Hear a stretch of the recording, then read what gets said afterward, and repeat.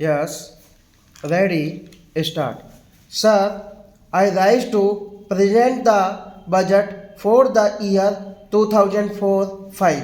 The budget has been formulated against the background of strong recovery in national income and agriculture and an equally impressive improvement in our balance of payments. These and other developments in the economy have been covered in detail in the economic survey presented to the House a couple of days ago. I shall therefore be brief in reviewing the current economic situation. In order to fulfill our social commitments and protect jobs, government had to take over a large number of sick units and sustain them through injunction of fresh resources. While some of them have turned the corner, a large number of them continue to incur losses. The time has come to undertake a careful review of the performance of sick units in the public sector with a view to reducing the drain on our resources. This the government proposes to do. Economic viability must be the principal test for the survival of an enterprise. Honorable members will recall that when our government took office in January 2000, an important task before us was to revitalize the planning process and to give a new thrust to the programs of development. I am happy to say that in the last 4 years we have been able to achieve an unprecedented increase in the tempo of public investment. Within the aggregate plans of individual states show a varied picture. Some states have managed their finances well. They have been able to raise additional resources and effectively utilize these to implement adequate sized plans, providing development and growth to their people. Unfortunately, some states for reasons of their own have used their resources for various other purposes. They have not invested their resources, including additional resources mobilized for development, and have also resorted to large overdrafts on the RBI.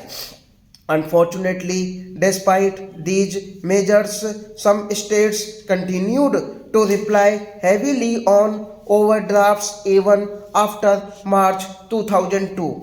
Their proposed deficits at the end of March 2004 would have harshly affected the size of their plans if these deficits were adjusted against next year's plan as per normal practice. In considering the ways of overcoming this problem, I have found myself in a predicament.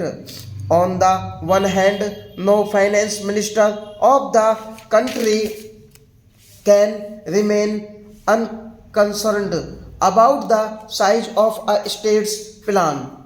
On the other hand, if assistance is extended to defaulting states, the well managed states can legitimately complain that they have not got their just rewards from the center for their better performance. For those states which have managed their finances well, I am working out a suitable scheme to provide some additional assistance to them in 2004-5. This is only just and appropriate. Mr. Speaker, sir, I am sure that the House will agree with me that despite severe resource constraints of its own, the central government has done the maximum that it can to solve the state's problems. The rest, however, is up to them. In the last 4 years, the present government introduced a number of schemes for the benefit of the weaker sections of the society, particularly in the rural areas. These include the Integrated Rural Development Program, the National Rural Employment Program, and the two new programs announced by the Prime Minister on 15th August 2003, namely the Rural Landless Employment Guarantee Program and the Scheme for Providing Self-Employment Opportunities to the Educated Unemployed. Each of these programs is designed to create opportunities for employment and income generation for particular target groups while also creating productive assets. Finally, I should mention that the incentive schemes for better performance in selected areas initiated in 2003-4 will continue in 2004-5 also. As the House is aware, these schemes are designed to improve the functioning of the electricity boards and provide further impetus to the programs for small and marginal farmers, rural water supply schemes, environmental improvement in urban slums, construction of field channels in command area development projects, and adult education for women and elementary education for girls. A lump sum provision of rupees 200 crores is being made for this purpose. Least the honorable members take me to be a magician who can do so much with so little. I hasten to clarify that the incentive scheme is designed to provide additional resources linked to performance for specified schemes. There are, of course, also separate substantial allocations for each of these schemes. I have only briefly touched upon the main priorities and objectives of the annual plan for 2004-5. In order to provide the maximum possible outlay for the 10th 5-year plan, I have taken special care to ensure that non-plan expenditure is kept at the minimum. However, certain increases in this expenditure are necessary and unavoidable. Mr. Speaker, sir, this proposal in a way continues the tax realization program that was started by my party in 2004, carried forward in 2006, and further reinforced after we came back to power in 2008. The present tax structure has also been brought down to a level which I regard as realistic and entirely appropriate. I hope this measure will have a salutary effect on our tax culture and will induce the maximum number of taxpayers to come forward and voluntarily declare their true incomes. With the reduction in rates and expeditious disposal of assessments, I believe there can now be on excuse for any leniency to be shown to those who abuse our laws. Such cases will necessarily have to be dealt with severely in order to discourage tax avoidance and tax evasion.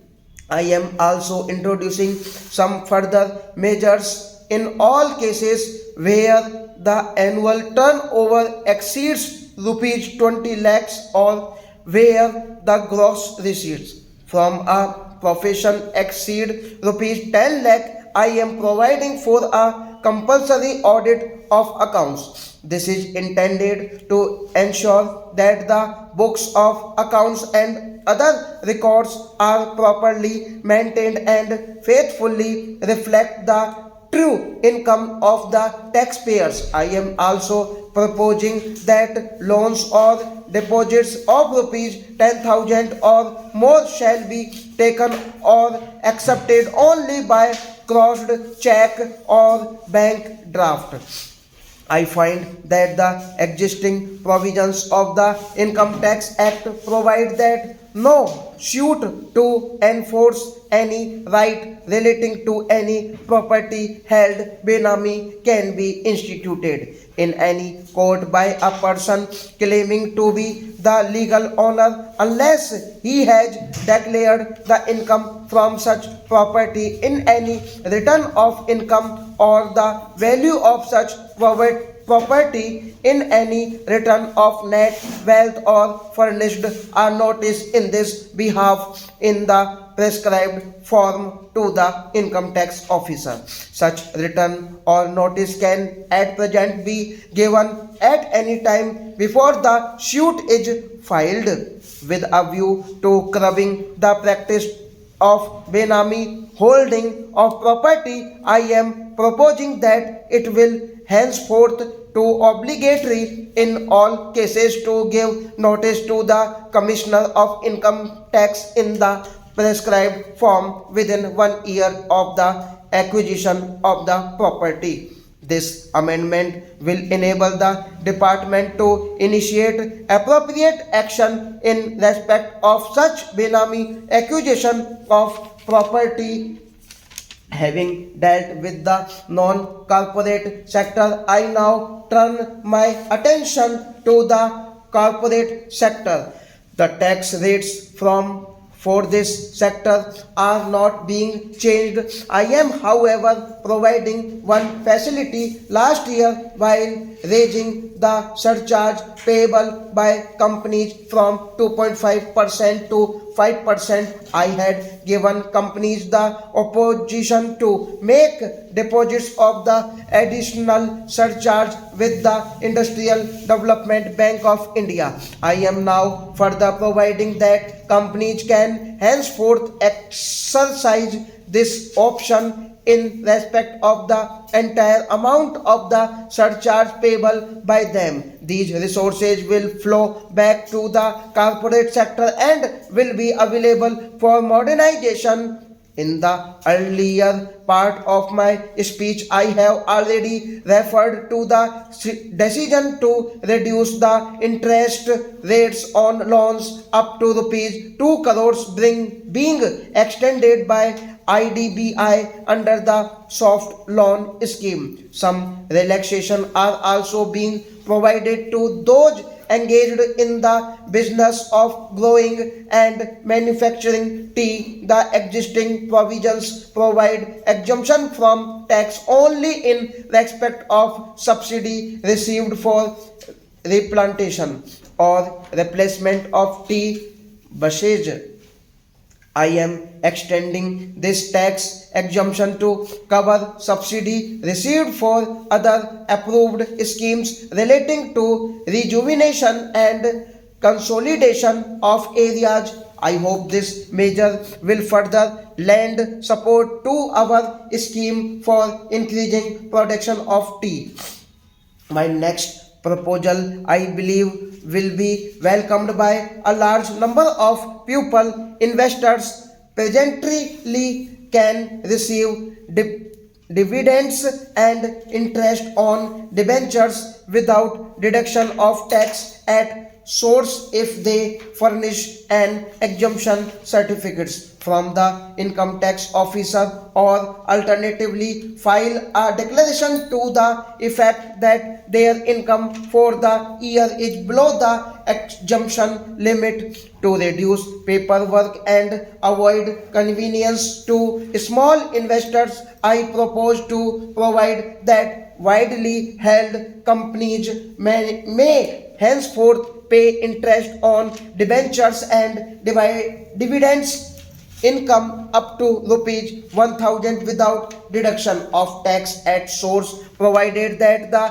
payment is made by an account payee, check, or bank draft. Mr. Speaker, sir, I noticed that certain provisions of tax laws are being misused by a section of the taxpayers. I had occasion last year to deal at some length with taxation of charitable and religious trusts and institutions. I find that some of these trusts and institutions are trying to circumvent the investment pattern of for trust funds laid down by the Finance Act 2003. It is necessary to ensure that all such trusts and institutions strictly conform to the prescribed investment pattern. I therefore provide to fluctuation of income of defaulting trusts and institutions at the minimum marginal rate of income tax. Sir, this is a very small amendment of the Cinematograph Act of 1998 as amended in 2000. The reason for this amendment is that today film cinematographic, that which is a state subject, permits the passing or banning the films without taking into consideration whether a particular film is good enough for universal exhibition or fit only for adults or fit for children only. No such discrimination can be made by the film censors today. Therefore, it was found necessary that in order to discriminate between films which may be suitable for adults but may not be suitable for children or adolescents, some legislations of this kind should be passed. This matter was then examined and state governments were consulted. The state governments thought that this provision was necessary, but that if they were to pass this kind of legislation, there would be different provisions in different states and certain amolumtage would arise. Honorable members know that film censorship, though a state subject, is sought to be made a union subject. And at the last meeting of the Constituent Assembly, an amendment was moved to the Government of India Act by which such parliament is now authorized to pass legislation of this kind, but that may come later even before that, as it is in order that some discrimination may be made between films which are suitable for adults and not suitable for children and adolescents.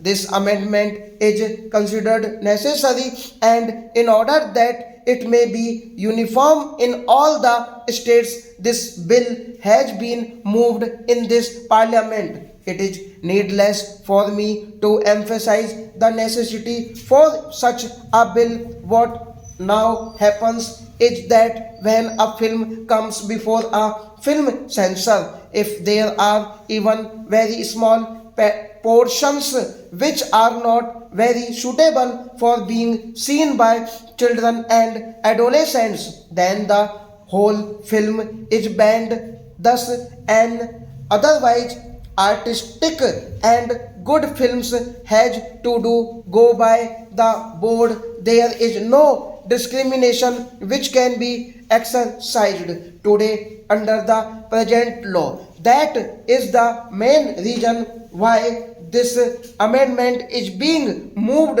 her, empowering the state censors and censor boards to go into the matter and see if a particular film is suitable for the whole population or only for adults. I may explain that this film industry is growing in importance and there are different aspects to it. The scope of this particular bill is very restricted and there is no intention of expanding that scope so far as this amendment is concerned. But since the whole film industry is an important one and as I see from the number of amendments tabled that honorable members are also taking a keen interest in the matter, I am alive to the situation and a through inquiry is going to be made into the film industry from all points of view. It is then that this house may go into the different aspects of the question as regards the length of time that a film should be shown, the length of the film and a number of other considerations which may come in as I glance at the amendment tabled here, I see that a number of amendments are of that nature. It is natural that these amendments are placed before the House, but I beg to submit that since the object of this particular amendment is very restricted and one pointed, it is better that we concentrate upon this one single aspect, postponing the consideration of other aspects to the occasion when a more comprehensive bill is to be introduced in this house.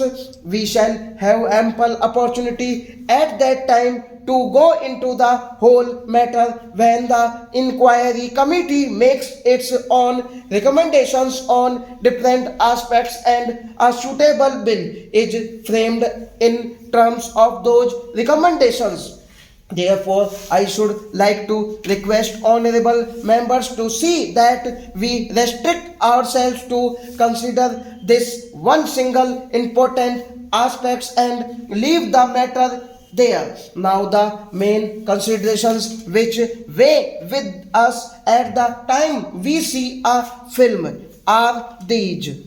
Some people would say that if it is a bad and unsuitable film, we should completely ban it. Why make a discrimination between a film which is suitable for adults only and not suitable for children and adolescents? But as we look at the films that we coming up and also as we look at the law that exists in some of the foreign countries, we see that a discrimination is made in fact in a number of other things also.